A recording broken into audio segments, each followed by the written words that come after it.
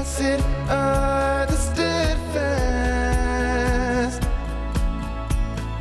When I was 16 years old, I went to a training in the summer where me and some other youth practiced visiting neighbors, trying to build community and weld together the neighborhood more. Now, at this training, we also studied a book called Reflections on the Life of the Spirit, which goes over some major themes such as life after death, what is prayer, and also some other things pertaining to our personal life, like that we want to avoid backbiting and be kind with our words, and to have a pure heart, not to look at the faults of others, things like this. I felt so much love and warmth from the other participants that I realized that I wanted this service to my community to be a major part of my life.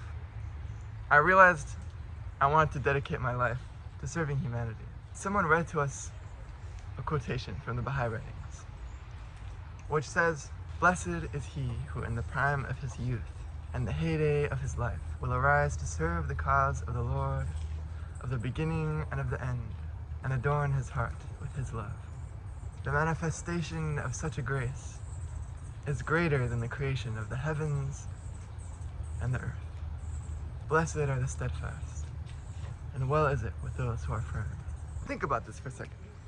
This quote says that the manifestation, in other words, the revelation of the blessings that come from a young person, a young person that arises to serve humanity and to serve God in this day of humanity,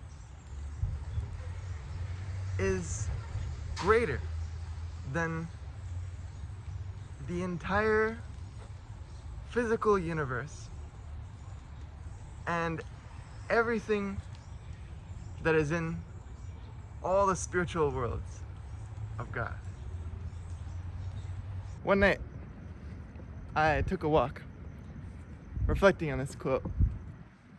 And as I was reflecting, I came up with a melody for the first part, which goes, "Blessed is he who in the prime of his youth," and so on. Then when I got back home, I laid down some instrumentation on what sounds like a harpsichord. If you don't know what a harpsichord is, it's basically the original piano. Like, that's what pianos came from.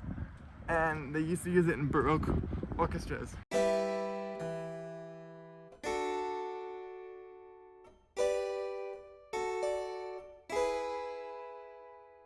I had watched my dad produce music before, but this is actually my first time using a digital audio workstation myself. At some point, I created a melody for the last part of the quote, which sounded like this. "Blessed are the steadfast,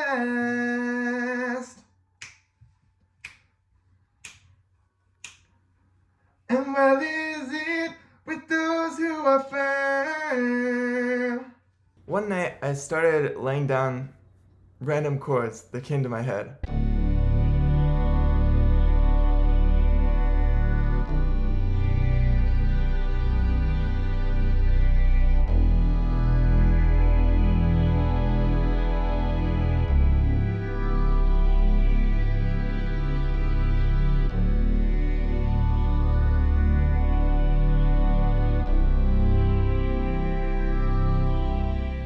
I realized I wanted to actually integrate these chords into the song, so I needed to find another quotation from the Bahá'í writings to sing on top of this.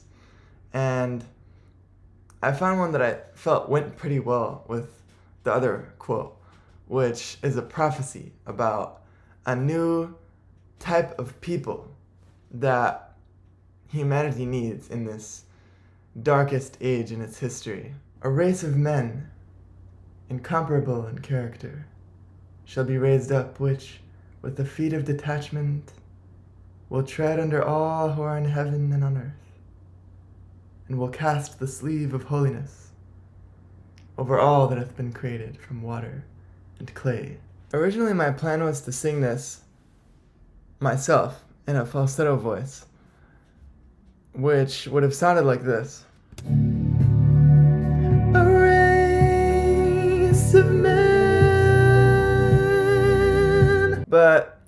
Then, while we were in the studio, my dad said this. I do not think it is possible for a dude to sing this whole bridge in a falsetto voice.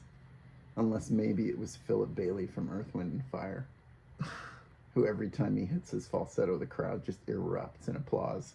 Because that's where he lives. But she has to be a good singer. Because this isn't the easiest. I'm trying to think. Your phrasing and your rhythm and stuff isn't like super straight here. And I think it's more of an ambient style than like an emotional style. No, yeah, because if it had a bunch of reverb, then it might work. Right. That's more the vibe. After thinking about it for a little while, I realized that my friend Melody McCants has the perfect voice for this. So I called her up and asked her to be part of this project. And she said yes. And she came up to Northern California, where we are from, the LA area. We tried to record her on this, but she had a cold, so her voice was almost out. So then a few months later, she came up again, and we recorded it, and here's a little snippet of what it sounds like.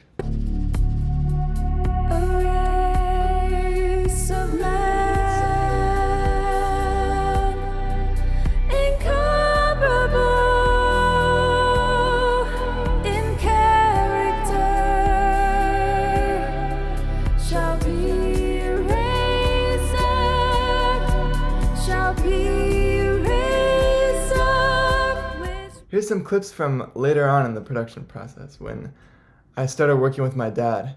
He was kind of helping me put on the finishing touches to the song.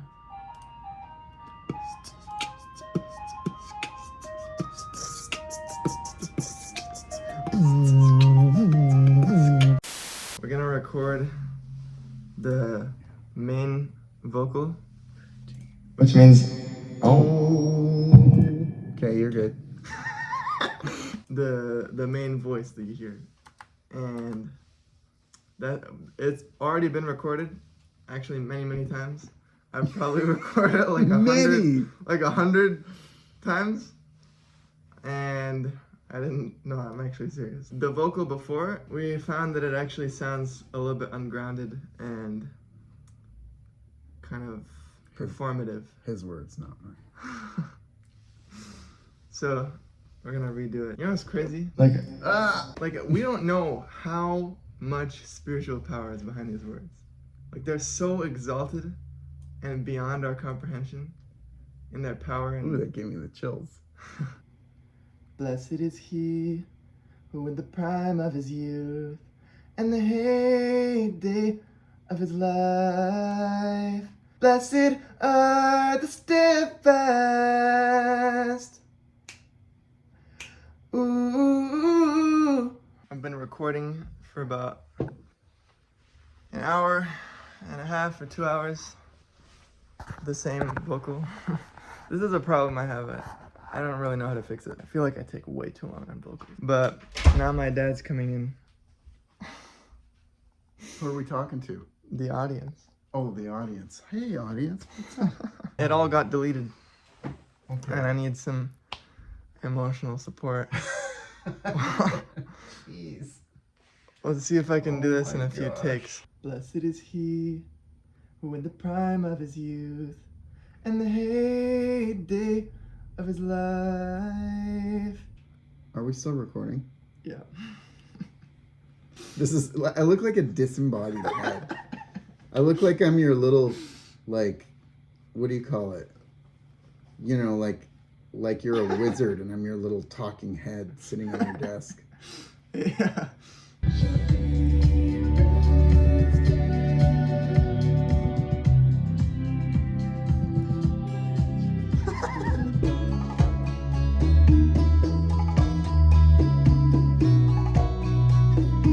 This is so good.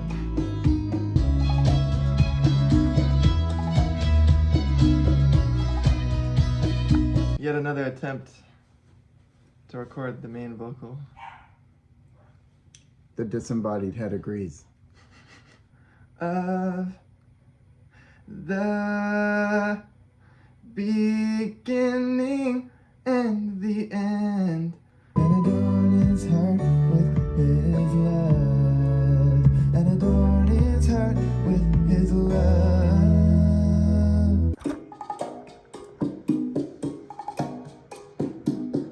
This is what the percussion sounds like in the chorus.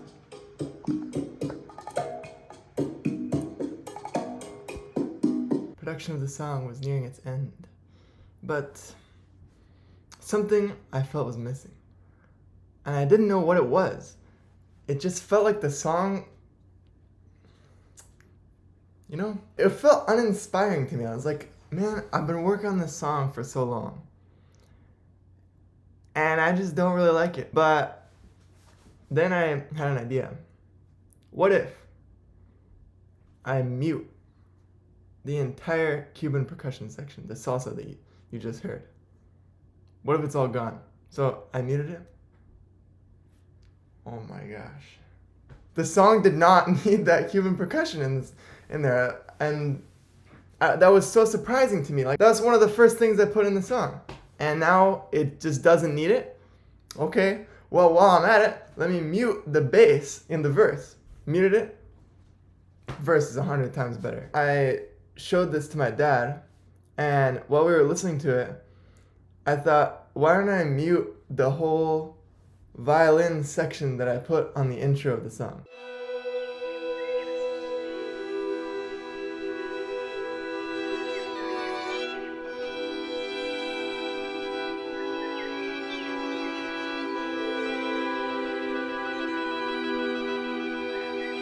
What if I just mute that and it's just oboes playing?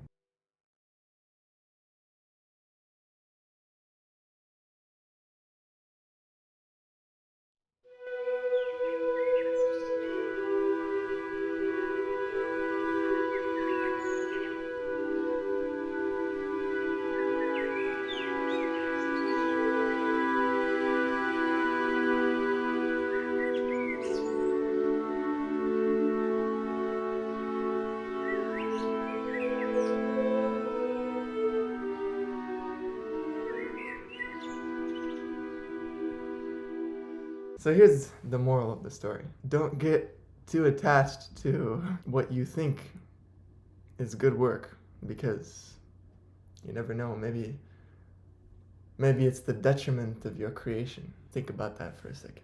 Meditate upon those words of wisdom. Ponder the realities which they inspire.